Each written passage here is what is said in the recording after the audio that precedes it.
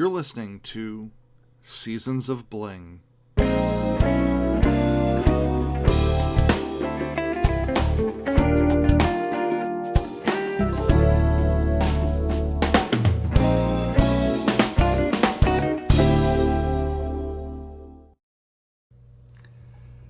everyone, welcome to another episode of Seasons of Bling. I'm Bill Mason, the owner, operator, designer, production guy, webmaster, shipper, marketer, all things related to Holidays Lane. I make handcrafted sequin and beaded ornaments and decor pieces, and those items I sell either online or at in-person craft fairs, mostly in the fall around Christmas time, anything mid-September on. So welcome to the podcast. If you haven't listened before, even though I'm on YouTube, you don't have to worry about watching anything. You can just let this play, sit back, listen. Hopefully we'll have a nice conversation, and you'll enjoy it. In today's podcast, I'd like to talk about how, for me, I've chosen not to take the easy way out for my business.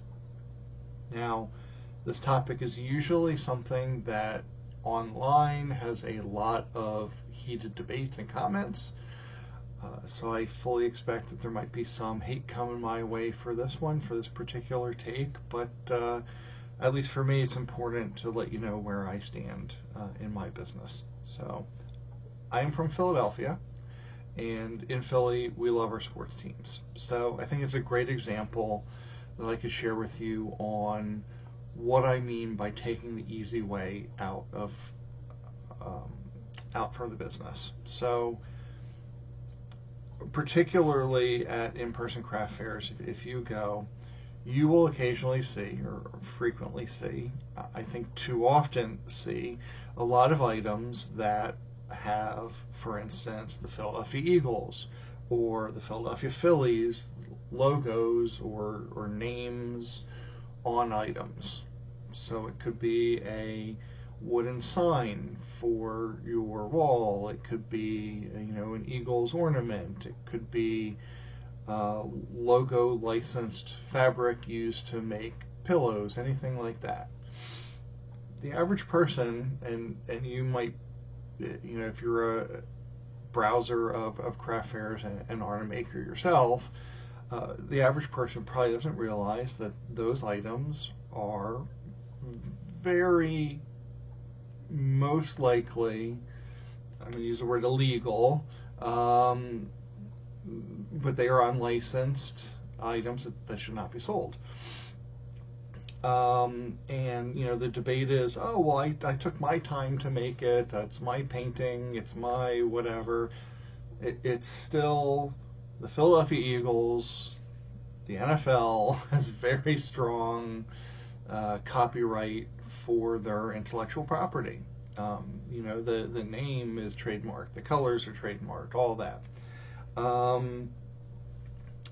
And it's an easy sale. I mean, if somebody shows up at a craft fair and they put up their booth and they have all this NFL stuff or all this Major League Baseball stuff, people are going to buy it. And so then that person makes more and the cycle kind of continues. And, a lot of the craft fair promoters, unfortunately, don't really highlight or look for authorization or, are you licensed to do this? Do you have permission to do it? They kind of say, listen, we're putting this on. It's up to you to know what your business is, what you can or can't sell. So, just make sure you're bringing the right thing. They're a little more focused on food because, certainly Department of Health has been known to show up to craft fairs and, look at licensing. You're much more likely, if you get sick at a food truck that isn't licensed, to do something about that than buying a wooden wall sign with the Philadelphia Phillies logo on it.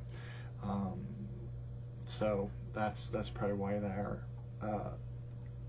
and it goes well beyond sports teams.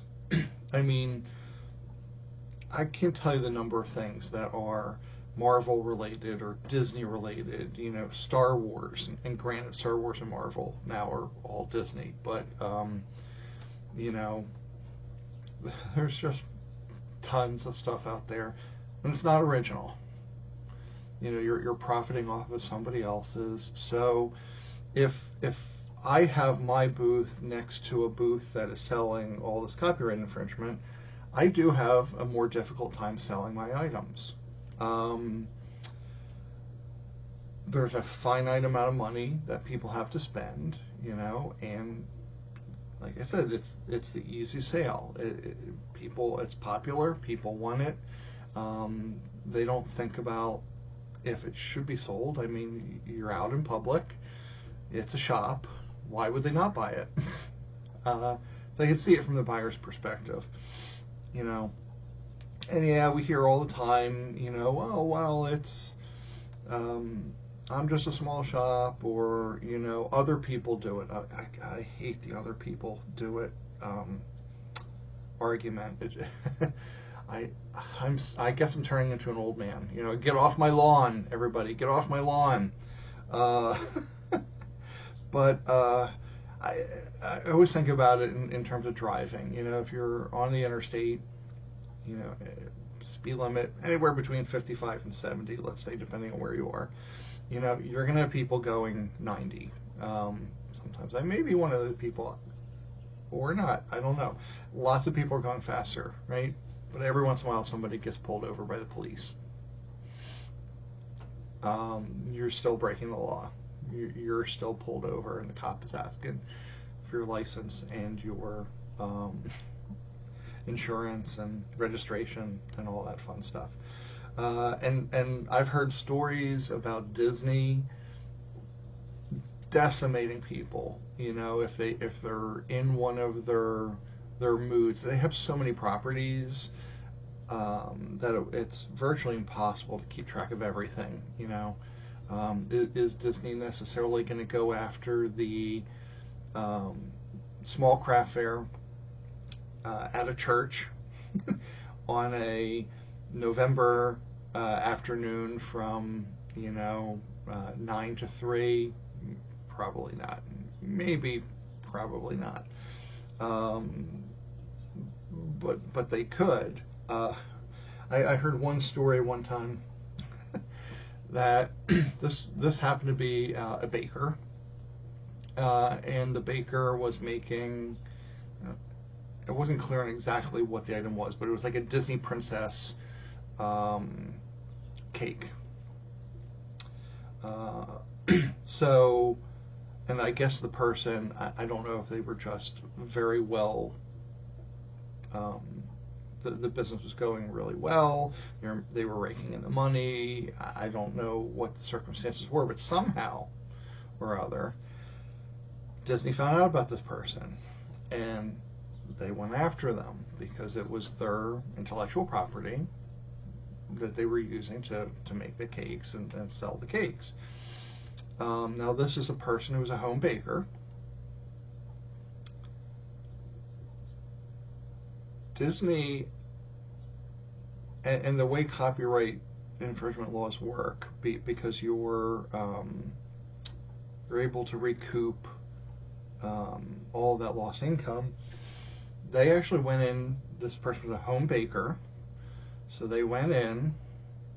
Not everything that could ever possibly be used to make cakes was confiscated by Disney. So we're talking the stove and oven pulled out of the house, mixers, spoons, refrigerator, you name it.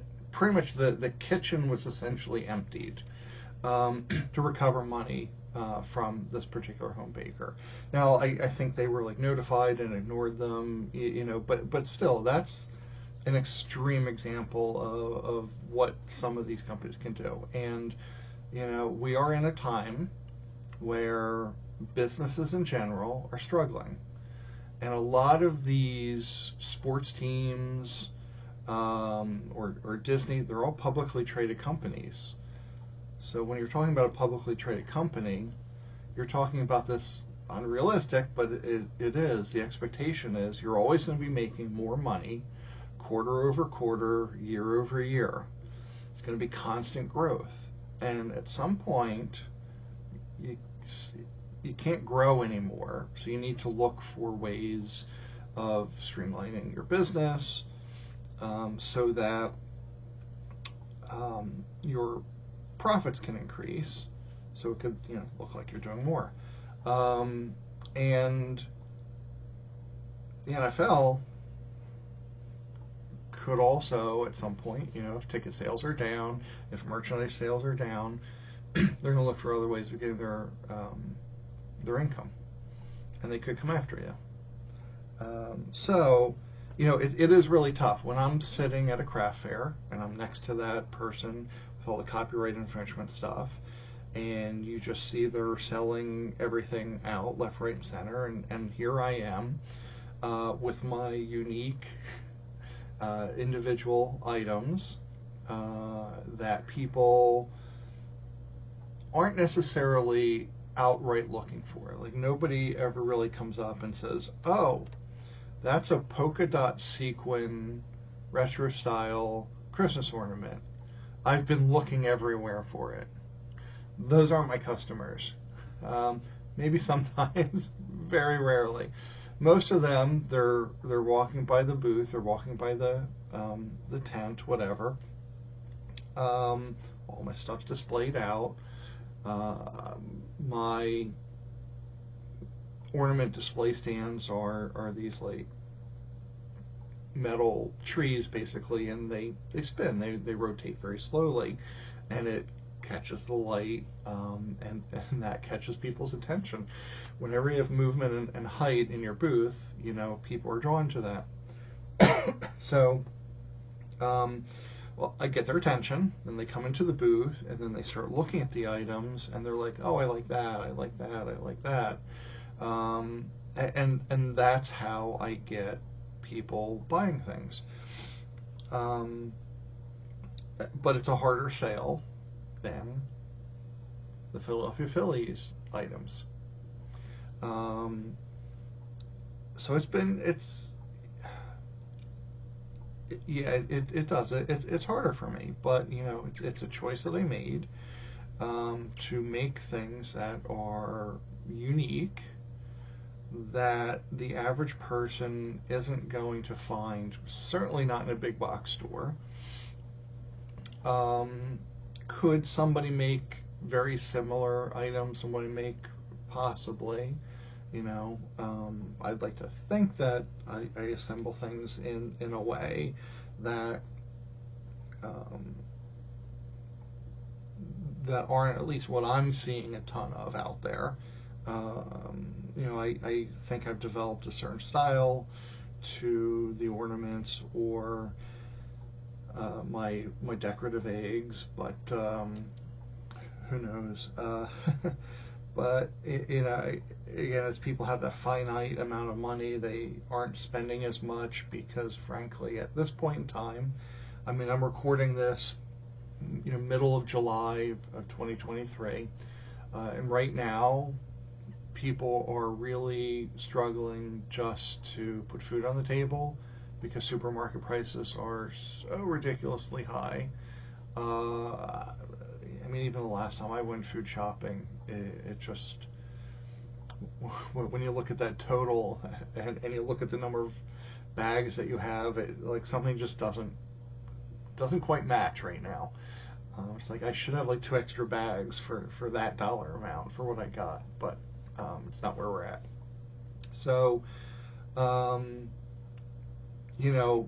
being found online is a challenge.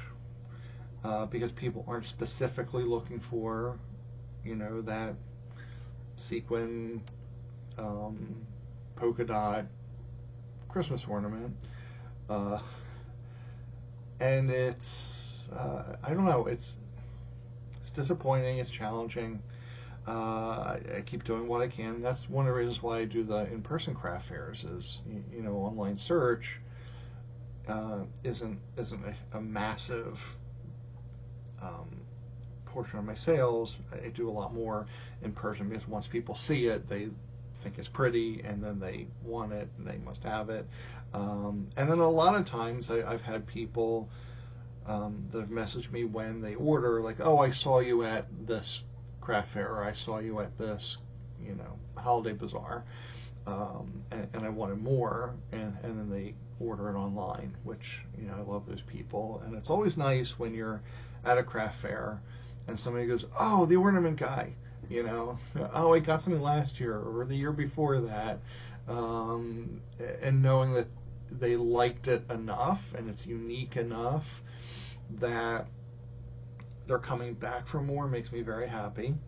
I have a lot of ornaments that are, I keep looking around, but that are like a nautical beachy theme, and not a ton of people have those. You can get it a little bit in some stores, but people who are like, oh, they're in the Navy and they love this, or they love fishing, and that's really nice for them. So those are my sweet spots there. But I guess my advice, and unsolicited, of course, but it's my channel and I'm allowed to do that. If you're one of the people who's doing your copyright infringement, you're taking the easy way out, just realize you're not being artistic. You're doing something illegal, and try to find something unique and different. Be different. Those different items are much more valuable to people. And is what the world needs more than another Philadelphia Phillies, like Go Phillies, wooden sign on a wall. Let the team create that. I don't know. That's my thoughts. And if you are a promoter of craft fairs, be a little more explicit to the vendors that you're accepting, and say, we don't want your copyright infringement stuff. I want to have a unique and wonderful experience for shoppers. I don't want to just have the same stuff that you can get everywhere else. I don't know. Yeah, I am. This is very much a get off my lawn podcast, and I'm sorry for that, folks. But I've done it to myself, I guess, in making the choice on how I want to run my business anyway. So I think I am going to finish my rant right there. And thank you very much for listening. You can find me online at holidayslane.com if you're interested in seeing what kind of ornaments and decor pieces I have. I have items up for every holiday all year round. So I have Valentine's tree ornaments, Easter ornaments and eggs, LGBTQ pride flag ornaments. I have Halloween ornaments. I have Spookmas ornaments, Christmas ornaments. I have a couple Christmaka ornaments. So check it out. Like this video. Feel free to comment and subscribe if you want to know when my next podcast comes out. Thank you very much, everybody, and I hope you have a wonderful day. Head on over to holidayslane.com. That's holidays with an S, where every day is a holiday.